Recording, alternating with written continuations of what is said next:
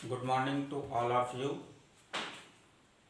या फिर good evening, good afternoon, जिस किसी भी समय आप इस वीडियो को देख रहे हैं। अभी ये क्लास 11th का पहला चैप्टर एनसीईआरटी में है, some basic principles of chemistry. उसमें सबसे पहले हम लोगों ने मोल कॉन्सेप्ट की थ्योरी और फिर मोल कॉन्सेप्ट के न्यूमेरिकल्स पर एक एक वीडियो पहले से पढ़ा हुआ है। अब आज हम लोग लेने वाले हैं स्टोशियोमेट्रिक कैलकुलेशंस। देखिए, पूरी केमिस्ट्री में आपको जो केमिकल इक्वेशंस होती हैं, जो केमिकल रिएक्शंस होती हैं, उनको सॉल्व करने में ये स्टोशियोमेट्री काफ़ी मदद करती है।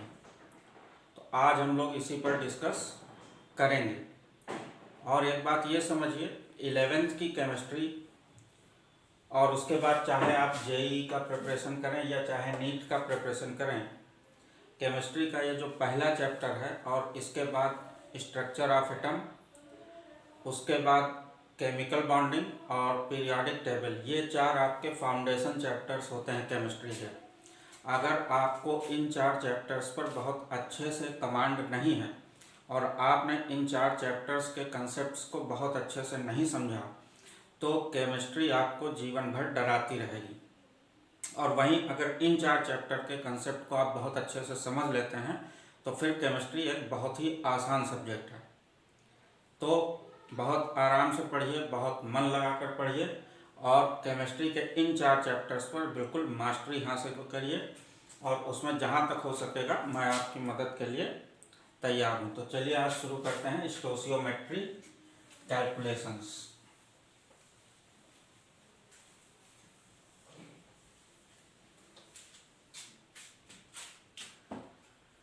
देखिए, अभी तक आप लोग एक ये रिएक्शन है, इसको ध्यान से देखिए। जैसे N2 plus 3H2 is equal to 2NH3, यानी नाइट्रोजन और हाइड्रोजन मिल करके अमोनिया बनाते हैं। उसका ये बैलेंस्ड इक्वेशन है।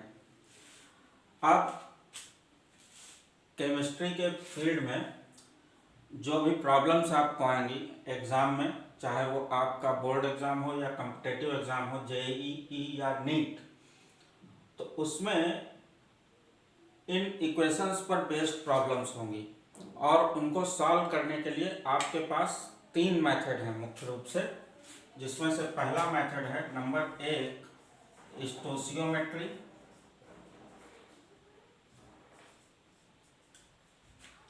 दूसरा मेथड है POAC, तीसरा मेथड है इक्विवेलेंस।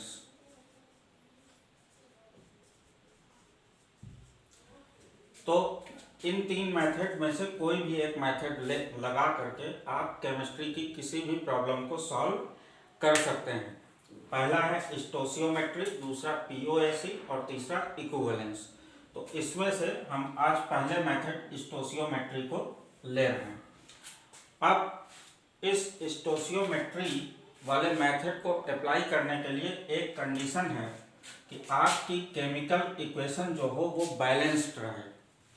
अगर आपकी केमिकल इक्वेशन या केमिकल रिएक्शन बैलेंस्ड करके आपने अपने पेपर पे नहीं लिखी तो फिर स्टोशियोमेट्री के मेथड को आप अप्लाई नहीं कर सकते। तो ये पहली कंडीशन है कि the chemical equation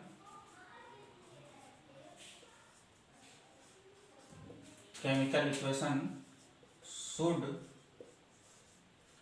be balanced। Chemical equation should be balanced, यानी जो भी प्रॉब्लम, जो भी न्यूमेरिकल आपका दिया हुआ है, अगर वो बैलेंस्ड फॉर्म में नहीं है तो सबसे पहले आप उसको बैलेंस्ड फॉर्म में लिखें। अब बैलेंस्ड फॉर्म में इस तरह से आप एक केमिकल इक्वेशन को लिख लेते हैं, जो आपके सामने एक लिखी हुई है एग्जाम्पल में, N2 plus 3H2 is equal to 2NH3। 10th तक आप इस इक्वेशन को ऐसे ही याद कर लेते हैं, N2 plus 3H2 is equal to 2NH3। लेकिन इसको अब एनालाइज कैसे करना है वो चीज़ सीखिए। देखिए यहां पर हाइड्रोजन के आगे 3 लिखा हुआ है, ठीक। यहां पर अमोनिया के आगे 2 लिखा हुआ है, ठीक। और यहां पर नाइट्रोजन के आगे कुछ नहीं लिखा है, तो यहां पर 1 लिखा हमेशा माना जाएगा, ये एज ए रूल। तो यहां पर हमने मान लिया 1 लिखा हुआ है। तो ये जो नंबर्स लिखे हुए हैं मॉलिक्यूल्स के आगे लेफ्ट हैंड साइड पे 1, ये 3, ये 2, इन्हीं को हम स्टोशियोमेट्रिक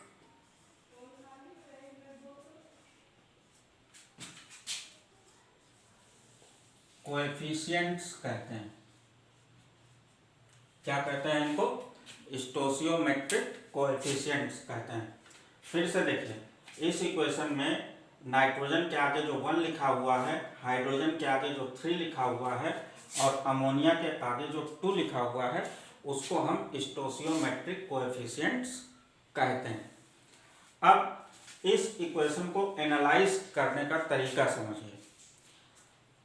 देखिए जो स्टोशियोमेट्रिक कोएफिशिएंट्स हैं उन्हीं को हम मोल्स बोल देते हैं। क्या बोल देते हैं? Moles.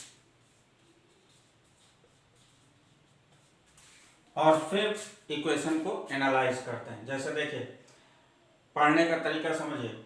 1 mole of nitrogen, 1 mole of nitrogen reacts with 3 moles of hydrogen to give 2 moles of ammonia। आप लोग भी ऐसे ही बोलकर जरा प्रैक्टिस कीजिए। 1 mole of nitrogen, 3 moles of hydrogen reacts to give 2 moles of ammonia। देखिए 1 मोल ऑफ नाइट्रोजन प्लस या reacts 3 moles of hydrogen to give 2 moles of ammonia. ठीक है, किसी भी बैलेंस्ड इक्वेशन को इस तरह से एनालाइज करना है हमें। ठीक, जैसे इसी इक्वेशन को फिर से देखिए। 1 mole of nitrogen reacts with 3 moles of hydrogen to give 2 moles of ammonia. और एक एग्जाम्पल लेते हैं। जैसे PCl5, इसको जब हीट करते हैं तो ये हमको देता है PCl3 प्लस Cl2। चेक कर लीजिए क्या ये इक्वेशन बैलेंस्ड है? जी हाँ, ये इक्वेशन बैलेंस्ड है। तो अब इस इक्वेशन को हम स्टोशियोमेट्री के पॉइंट ऑफ व्यू से एनालाइज करते हैं। देखिए यहाँ कुछ नहीं लिखा है तो यहाँ कितना मान लेंगे? 1। यहाँ भी कुछ नहीं लिखा है तो यहाँ कितना लिखा मान लेंगे? 1। यहाँ भी कुछ नहीं लिखा है तो यहाँ कितना लिखा मान लेंगे? 1। तो ये हमने 1 बना दिया। अब इसको एनालाइज करते हैं स्टोशियोमेट्री के पॉइंट ऑफ व्यू से। कैसे लिखेंगे? देखिए 1 मोल ऑफ PCl5। अब चूंकि देखिए ये PCl5 एक मॉलिक्यूल है जो एक से ज्यादा मॉलिक्यूल्स में टूट रहा है by the action of heat, तो इसको कहेंगे डिसोसिएट हो गया। 1 mole of PCl5 dissociates to give 1 mole of PCl3 and 1 mole Cl2। ठीक है, इसी तरह से n नंबर ऑफ इक्वेशंस हम ले सकते हैं। जैसे सपोज ये एक लेते हैं Na2SO4 होल थ्राइस। ये एक्वस सॉल्यूशन में जाए तो आयोनाइज होगा, तो एक आयनिक इक्वेशन बन सकती है। वो ऐसे बनेगी 2Na पॉजिटिव और plus SO4 2Na positive plus SO4 2 negative और इसका 3। देख लीजिए इक्वेशन बैलेंस्ड है या नहीं। 2 sodium 3 sulphate 3 sulphate. Charge wise देखिए, इस तरफ बिल्कुल कोई चार्ज नहीं, तो क्या इस तरफ कितना चार्ज है? 2 पॉजिटिव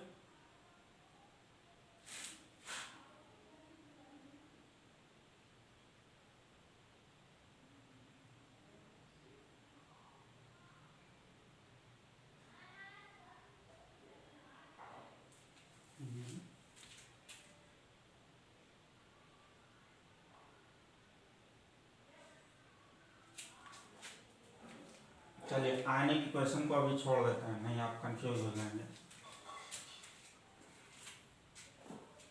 न्यूट्रल मॉलिक्यूल्स को लेते हैं। जैसे 2HI ये डिसोसिएट होता है तो देता है H2 प्लस I2। इसको कैसे पढ़ेंगे? 2 moles of hydrogen iodide reacts to give 1 mole of hydrogen and 1 mole of iodine। कैसे लिखेंगे इसको? 2 moles of hydrogen iodide gives 1 mole of H2 and 1 mole of I2। ठीक है।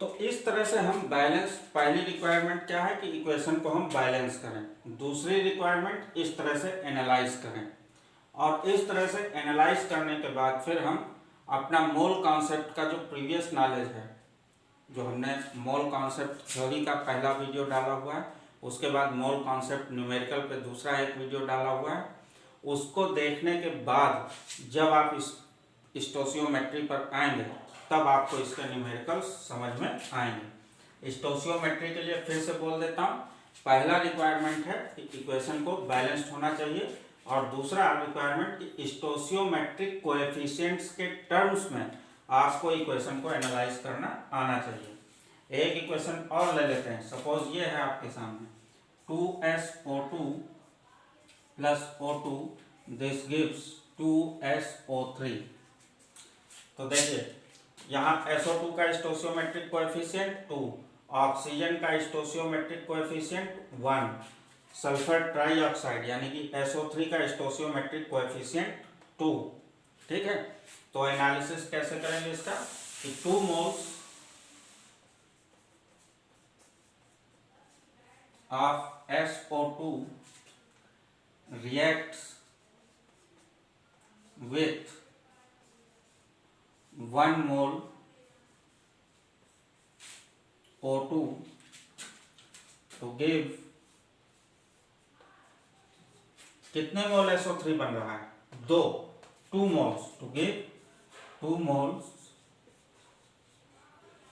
SO3। तो इस तरह से अगर आपने इक्वेशंस को एनालाइज करना सीख लिया है तो फिर हम न्यूमेरिकल्स की तरफ बढ़ते हैं। मिटाएं, नोट कर लिया? जल्दी नोट करिए।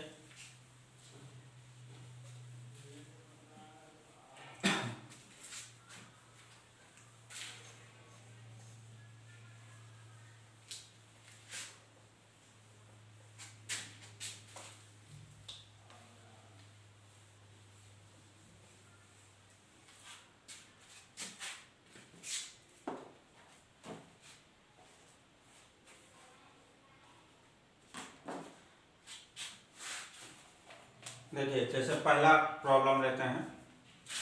Question find number of moles of O2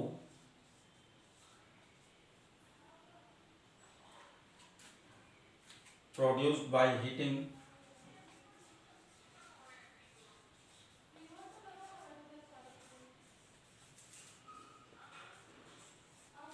produced by heating 12.25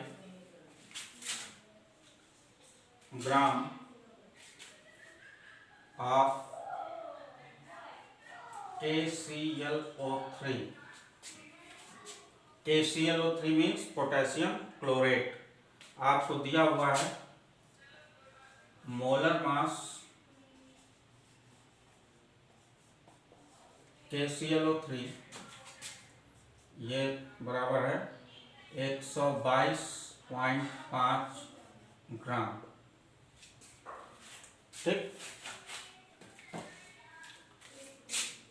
देखिए इसमें पोटेशियम क्लोरेट दे रखा है और पोटेशियम क्लोरेट को जब हम हीट करेंगे KClO3 इसको जब हीट करेंगे तो ये KCl और O2 देगा।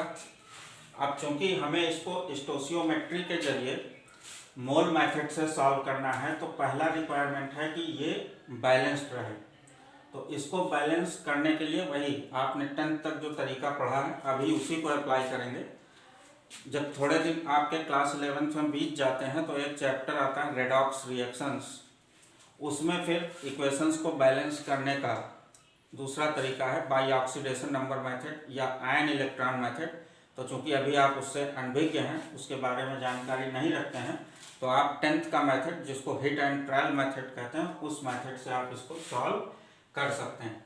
तो इसको पहले बैलेंस करेंगे।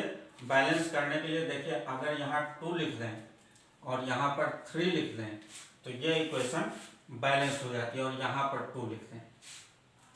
ठीक है, 2 3 6 3 गुना 6, 2 potassium 2 potassium 2 chlorine 2 chlorine, balanced है। अब ये इक्वेशन जब बैलेंस्ड हो गई तो इसको स्टोशियोमेट्री के हिसाब से पढ़ने की कोशिश करिए। कैसे पढ़ेंगे इसको? 2 moles of KClO3 gives 2 moles of KCl and 3 moles of oxygen। क्या दे रहा है? 2 moles of KClO3 on heating gives 2 moles of KCl and 3 moles of oxygen। ठीक, अब इसको सॉल्व करते हैं। देखिए find number of moles O2 produced by heating 12.25 gram of KClO3। कितना दे रखा है ये? 12.25 ग्राम।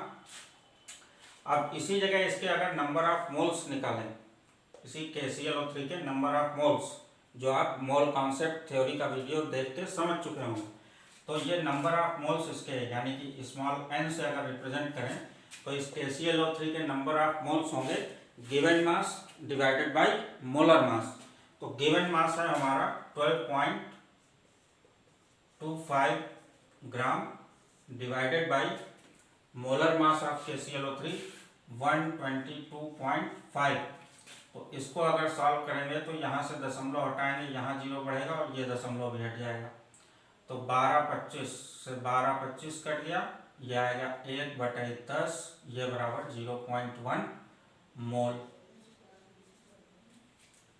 ठीक, अब 0.1 मोल KClO3 का हीट होगा तो कितना आपको ऑक्सीजन मिलेगा, यही चीज आपको कैलकुलेट करनी है।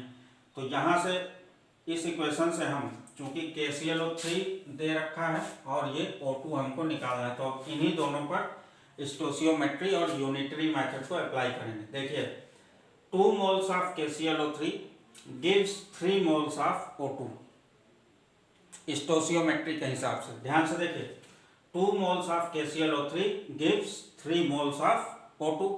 इसी चीज को यूनिटरी मेथड से अगर हम लिखें, सिंस 2 moles KClO3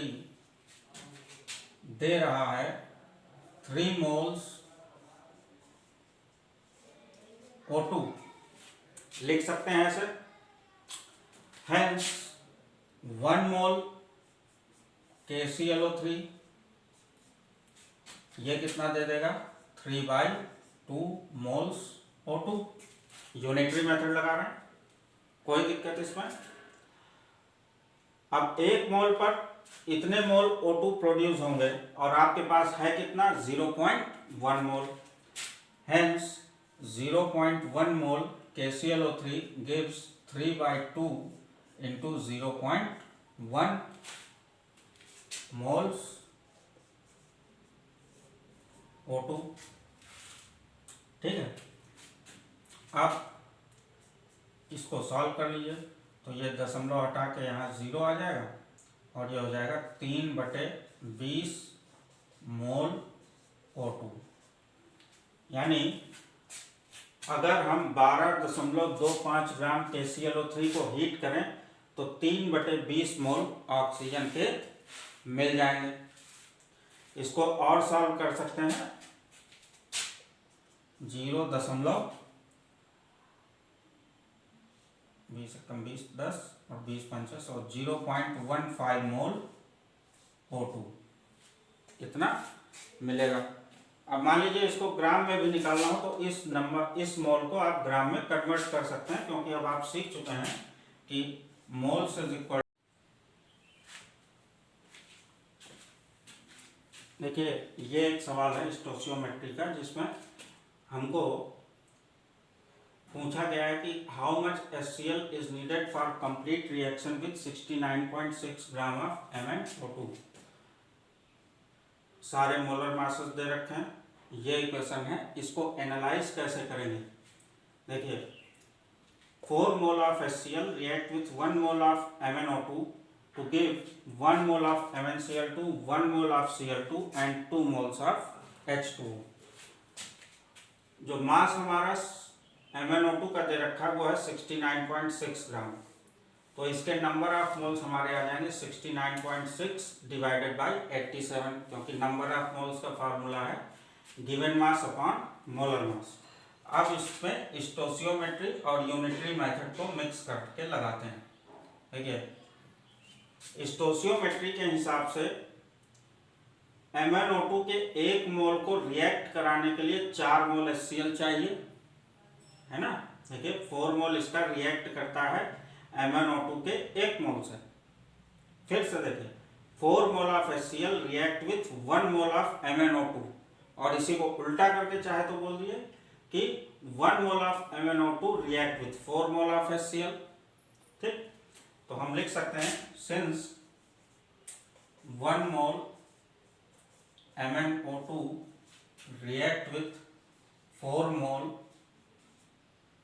HCl, ठीक, हेंस 69.6 अपॉन 87 मोल MnO2 कितने मोल HCl से रिएक्ट करेंगे, वो हो जाएगा 4 इंटू 69.6 डिवाइडेड बाई 87, यानी इतने मोल MnO2 के रिएक्ट करने के लिए इतने मोल HCl के चाहिए। ठीक, अब आपको मालूम है अच्छे से कि number of mole is equal to mass upon molar mass.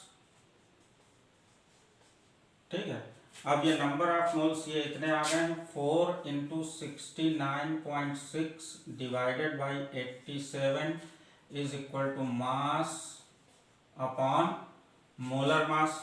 Molar mass आपका HCl का दे रखा है 36.5, तो यानी मास ऑफ HCl रिक्वायर्ड ये हो जाएगा 4 इंटू 69.6 इंटू 36.5 अपॉन 87 इतने ग्राम, यानी ये वो मास होगा HCl का जिससे आपका ये 69.6 ग्राम MnO2 पूरी तरह से रिएक्ट कर जाएगा।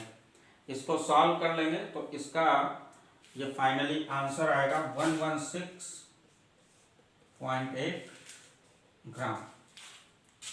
ठीक है, मेथड समझ में आया। बस मेथड में 2 चीज़ों का ध्यान रखना है कि पहली चीज़ आपकी जो केमिकल इक्वेशन है पूरी तरह से बैलेंस्ड हो, प्लस स्टोचियोमेट्रिक कोएफिशिएंट के टर्म्स में या मोल के टर्म्स में आप बैलेंस्ड केमिकल इक्वेशन को एनालाइज करके उसके बाद यूनिटरी मेथड के थ्रू किसी भी प्रॉब्लम को सॉल्व कर सकते हैं। ठीक, चलिए एक सवाल और लेते हैं।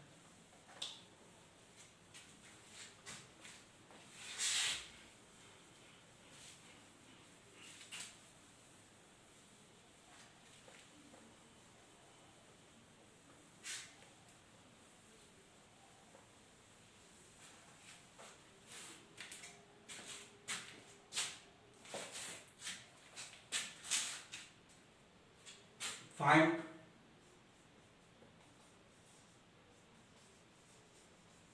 mass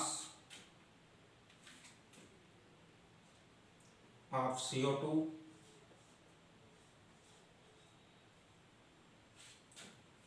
produced by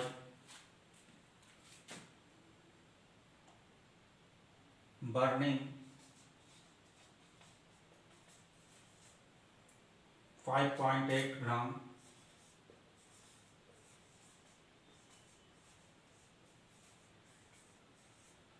butane और मोलर मास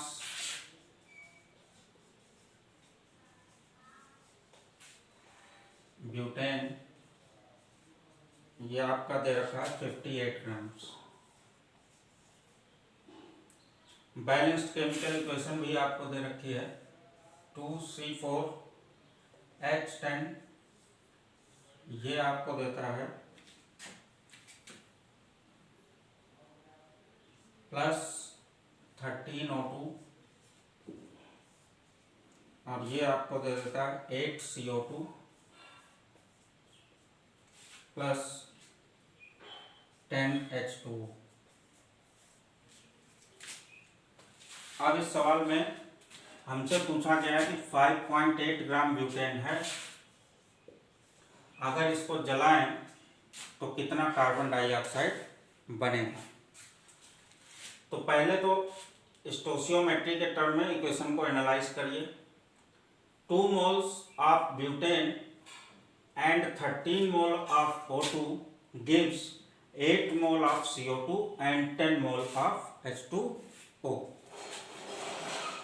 अब चूंकि क्वेश्चन में इंफॉर्मेशन इस ब्यूटेन की दी है और पूछ रहा है कार्बन डाइऑक्साइड, तो हमें अब इस पे और इस पे फोकस करना है। तो अब सिर्फ इसको ब्यूटेन को और कार्बन डाइऑक्साइड को स्टोशियोमेट्री के टर्म्स में एनालाइज कर लीजिए। कैसे? 2 moles of butane gives 8 mole of carbon dioxide, that's it। अब ये ब्यूटेन का मास दे रखा है 5.8 ग्राम, इसको जरा नंबर ऑफ मोल्स में अगर कन्वर्ट करें तो given mass 5.8 gram divided by molar mass 58, ठीक, ये बराबर आ जाएगा हमारा 0.1, ठीक, यानी ब्यूटेन का 0.1 मोल है। अब सीधे वही स्टोशियोमेट्री और यूनिटरी मेथड लगा देते हैं। Since 2 moles, this 2 mole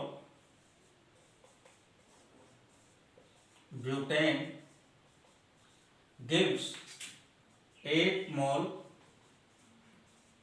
CO2, hence 1 mole butane gives 8/2 mole CO2, hence 0.1 mole butane gives 8/2 into 0.1 mole CO2। इसको सॉल्व कर लीजिए। 2 4 जा 8 और 4 1 जा 4, तो 0.4 मोल CO2 हमको मिलेगी if we burn 5.8 gram of butane.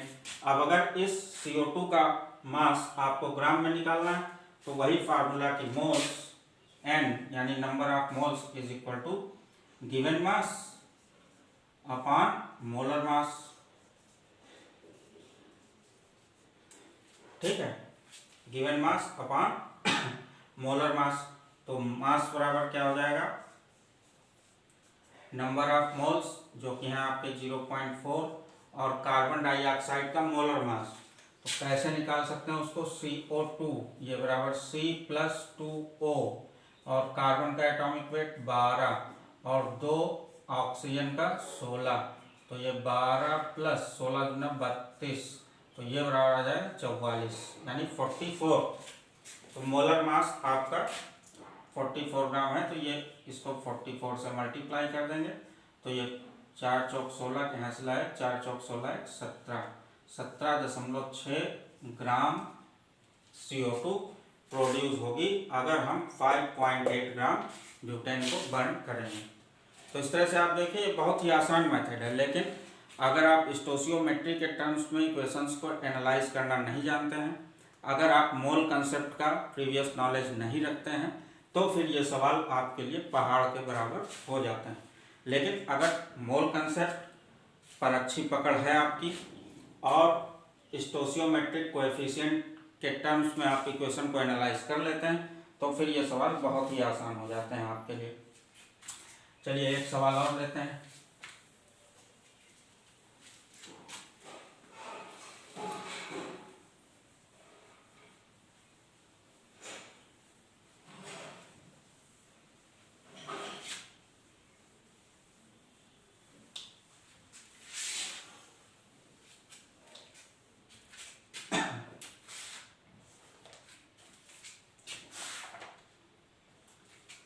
Question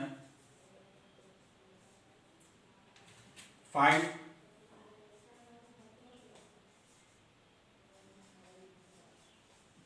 mass of CaO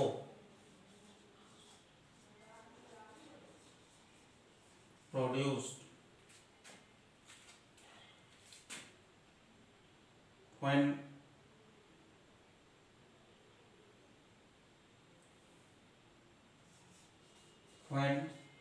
5.6 liter NO2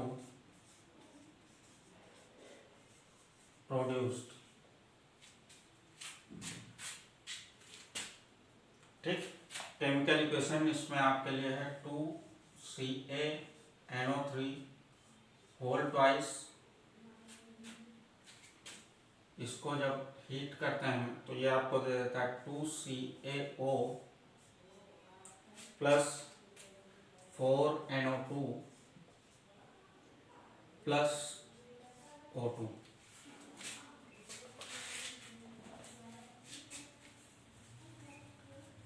ये सवाल है आपका, ये केमिकल इक्वेशन हो रही है, केमिकल रिएक्शन हो रही है, इसमें 5.6 लीटर NO2 प्रोड्यूस हुई है और उसके साथ कितना कैल्शियम ऑक्साइड प्रोड्यूस होगा। यानी अब आपको सिर्फ इससे और इससे मतलब है इस इक्वेशन में। ठीक, तो स्टोशियोमेट्री के टर्म्स में एक बार पूरा इक्वेशन को एनालाइज करिए। 2 moles of calcium nitrate gives 2 moles of calcium oxide and 4 moles of NO2 and 1 mole of O2।